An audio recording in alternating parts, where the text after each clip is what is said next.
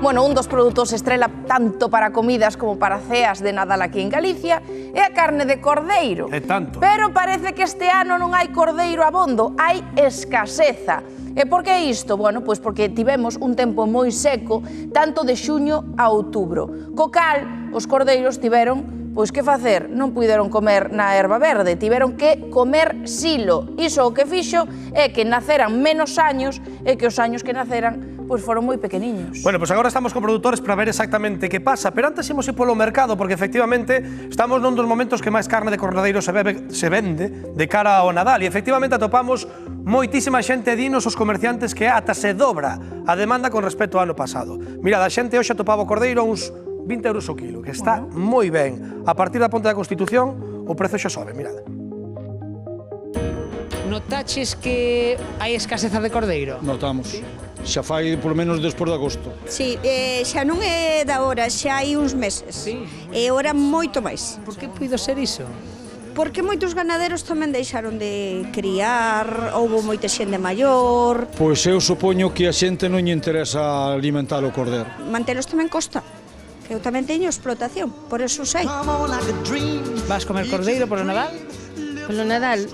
No, iso para o fin de Para fin ano. de ano, non? É por Nadal ou polo caseiro. E xo tes encargado o cordeiro? Sí. Porque din que este ano o prezo do cordeiro está máis alto. É horrible. Notastes que xa hai máis encargas que o ano pasado? Que a estas datas xa recibistes máis encargas ou está a cousa igual? Si notamos, si. O público está tanteando os precios, fala, cargando, e, bueno, hai algo de revolución, tanto neso como na terneira. Sí, temos moitísimo máis encargas. Comparando co ano pasado, diría cerca do doble do que tiñamos o ano pasado a esta altura, sí, en serio.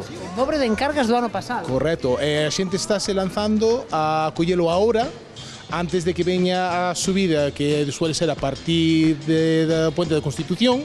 Están levando ahora para poder congelar e ter xa listo para as Navidades. Porque de prezos, podemos falar de prezos? Hoxe en día non podemos falar de precios. Hasta 3-4 días antes, por exemplo, o viernes antes dese día, non se poden dar precios. Pero está carísimo. Notaches que foi máis caro que o ano pasado? Sí, Moito máis caro. bastante máis. E agora canto pode estar o cordeiro, o kilo de cordeiro? E sobre 18-20 euros. Sobre os 20 euros o kilo aproximadamente, nós vamos facer todo o posible para mantelo aí. Cada vez que nos metamos máis en decembro, Ponte da Constitución, todo isto vai ir subindo moitísimo, non? Por iso a xente se mete a comprar agora para congelar. Sí que vai subir, sí, vai subir. Non se sabe o que, pero igual un par de euros en kilos, sí. Se comparamos co ano pasado, estamos esperando unha subida máis ou menos dun 25%. No Nadal, se suben as cousas, é mellor comelas antes. Tamén é certo, Entón, pois xa está, porque vamos a comer, pagar máis caro todo.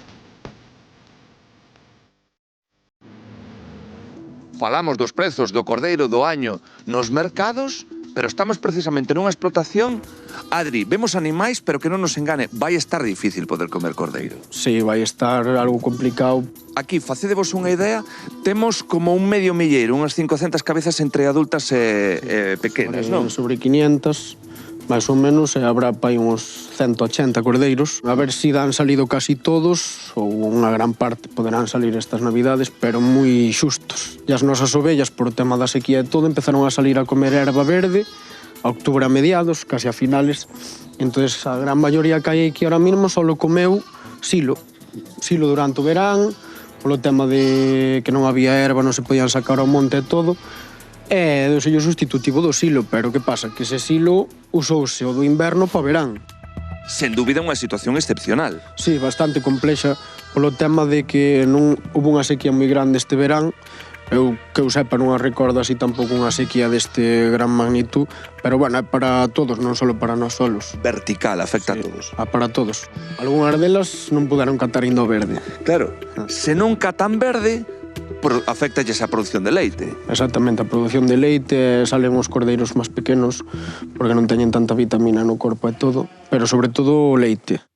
Branco e negro, 2 años, unha situación igual que as súas cores moi contrastada.